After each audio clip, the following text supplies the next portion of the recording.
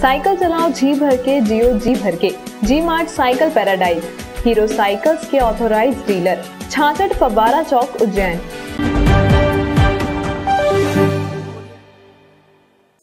नमस्कार, जय श्री महाकाल। न्यूज मालवा के बुलेटिन्स में आप सभी दर्शकों का एक बार फिर स्वागत है। आइए नजर डालते हैं आज के उस खास बुलेटिन्स पर।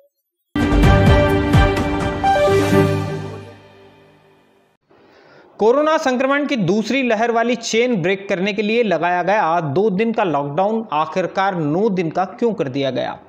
इस सवाल का जवाब उन बहुत सारे लोगों को शनिवार शाम आई हेल्थ रिपोर्ट से मिल गया होगा। शनिवार को जिले में रिकॉर्ड 218 नए कोरोना मरीज सामने आए हैं। इनमें से 160 तो शहर के हैं। किसी भी एक दिन में जिले में कभी भी किसी भी बीमारी के एक साथ इतनी संख्या में मरीज सामने नहीं आए।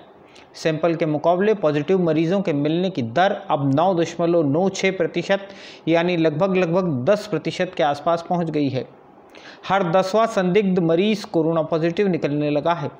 लॉकडाउन लगाकर कोरोना संक्रमण की चेन को ब्रेक करने में हम सफल रहे या नहीं, ये अगले कुछ दिनों की हेल्थ रिपोर्ट बताएगी। यदि सफल रहे तो ठीक, वरना 2 बातें हो जाएंगी। या तो हमें घरों से बाहर निकलने की अनुमति मिलेगी या लॉकडाउन आगे बढ़ जाएगा। अभी फैसला मामा के सगे संबंधियों का है, इसे आप मामा का फैसला मान सकते हैं, लेकिन भूलना नहीं चाहिए कि दाढ़ी वाला नाना अभी बाकी है। बहरहाल ये तो हुई अवसाद के माहौल में मन हल्का करने वाली बात। अब मुद्दे पर आते हैं। कोरोना के दूसरे काल में सबसे बड़ी समस्या के रूप में उभर कर आई है जीवन रक्षक दवाओं की कमी। रेमडेसिविर इंजेक्शन की मांग बहुत ज़्यादा है और उपलब्धता कम। रविवार को जिले को 250 इंजेक्शन मिले। चुनिंदा मेडिकल स्टोर से ड्रग इंस्पेक्टर की मॉनिटरिंग में इनका विक्रय करवाया गया। चामुंडा माता चौराहे के एक मेडिकल स्टोर पर तो पुलिस की निगरानी में इंजेक्शन बिके। इंजेक्शन कम थे और इन्हें खरीदने वाले ज़्यादा। रविवार की दोपहर एक और दुखद खबर आई। जनसंपर्क में लंबे वक्त तक फोटोग्राफी करने वाले गयूर खान का भी देवास के अमलताज अस्पताल में निधन हो गया है। कोरोना संक्रमण बढ़ जाने की वजह से उन्हें उज्जैन से देवास मेडिकल कॉलेज में रेफर किया गया था। दोस्तों, कोरोना संक्रमण से बचाव का एकमात्र रास्ता है बहुत तेज़ी से ज़्यादा आबादी को वैक्सीनेट करना। सरकार और प्रशासन के स्तर पर वैक्सीनेशन बढ़ाने के लिए भी तेज़ी से काम हो रहा है।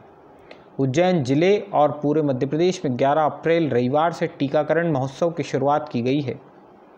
14 अप्रैल तक चलने वाले इस महोत्सव के दौरान जनप्रतिनिधियों, धर्मगुरुओं, समुदाय के अध्यक्ष, स्वयंसेवी संस्थाओं का सहयोग लेकर 45 वर्ष से अधिक उम्र के सारे ही नागरिकों को वैक्सीन लगवाने के लिए प्रेरित किया जाएगा। एक वैज्ञानिक तथ्य बताने जा रहा हूं कि रेमडेसिविर के बारे में जिस तरह की गलतफहमी फैल रही है और जनता में ये धारणा है कि रेमडेसिविर कोरोना का रामबाण उपचार है, ये गलत है। कोरोना का आज भी कोई उपचार नहीं है। गंभीर मरीजों के उपचार में इससे सहायता मिल सकती है। अभी भी इसके बारे में कोई गहन वैज्ञानिक शोध नहीं है कि इससे आदमी ठीक ही होता है। दूसरी बात यह है कि जिन लोगों का सीटी इन्फेक्शन 20% से कम है, उनको रेमडेसिविर की ज़रूरत नहीं है। रेमडेसिविर एक खतरनाक दवा है, उससे गुर्दे और लीवर खराब भी हो सकते हैं। इसलिए 20% से कम इन्फेक्शन वाले मरीजों को, उन मरीजों को जो स्वस्थ हैं, जिनका ऑक्सीजन सेचुरेशन एकदम सामान्य है और जिनको बुखार नहीं आ रहा, मामूली सी खांसी है, रेमडेसिविर के लिए भागदौड़ नहीं करनी चाहिए। साधारण किस्म के पेशेंट रेमडेसिविर के लिए की डिमांड न करें और उनके लिए रेमडेसिविर नुकसानदायक ज़्यादा हो सकता है, लाभदायक कम होगा।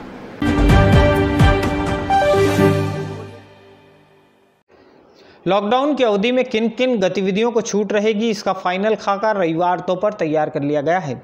कलेक्टर आशीष सिंह द्वारा जारी आदेशों के तहत आने वाले वक्त में शादी समारोह भी परमिशन लेकर किए जा सकेंगे, लेकिन इसमें सिर्फ 50 लोग ही शामिल हो सकेंगे।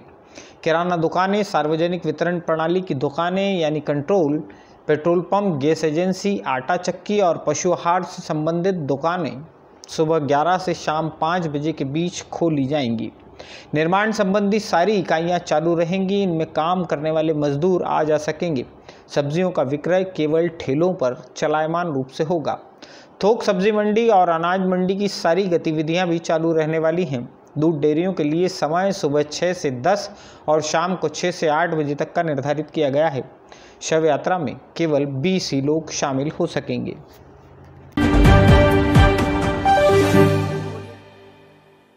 अरे बेटा राहुल, कैसे हो? पापा कैसे हैं? उनको वैक्सीन लगवाई कि नहीं? नहीं अंकल, अभी नहीं। वो मैंने सोचो मत, पहचान के एलिजिबल लोग हो सबको बोलो।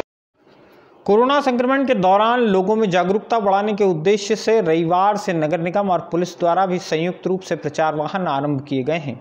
क्षेत्रवार ये वाहन घूमकर पीए सिस्टम से लोगों को सतर्कता बरतते रहने की सलाह देंगे।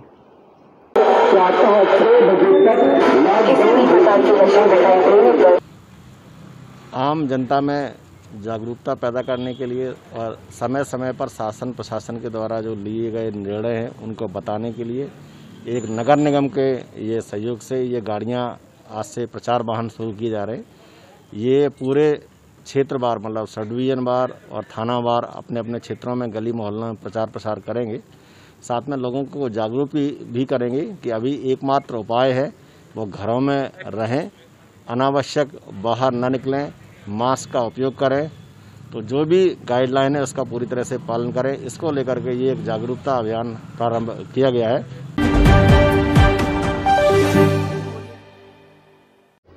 इंदौर रोड स्थित मुनीनगर तालाब से रविवार की सुबह नीलगंगा पुलिस ने एक युवक का शव बरामद किया है। इस युवक की पहचान उदित पिता कृष्ण कुमार पाटिल उम्र 27 वर्ष के रूप में की गई है। उदित और उसका परिवार दिवास रोड की अभिलाषा कॉलोनी में रहता था। उदित का दिमागी संतुलन कुछ दिनों से ठीक नहीं है। परिवार ने उसे इंदौर के बाणगंगा अस्पताल में भर्ती करवाया था। इंदौर के अस्पताल से आने के बाद वो सार्थक नगर में रहने वाले अपने जीजा रवि जाधव के साथ रहने लगा था।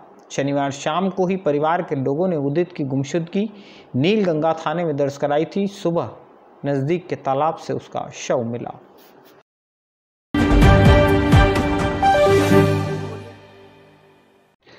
फरीगंज इलाके में शुक्रवार की शाम कीर्ति नगर में रहने वाले लोकेश उर्फ काजू पर गोली दागने वाले 2 बाल अपराधियों को माधवनगर पुलिस ने हिरासत में लिया है।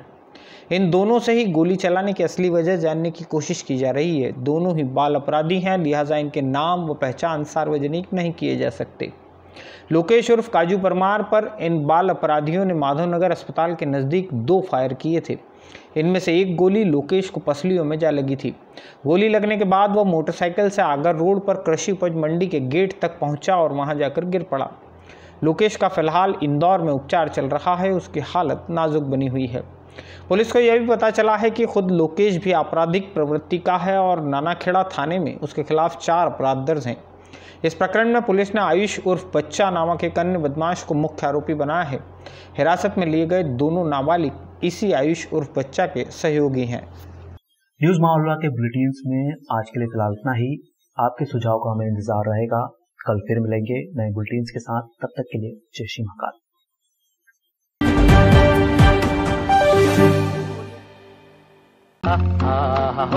वाह, ताजगी का दूसरा नाम फेमस गोल्ड टी।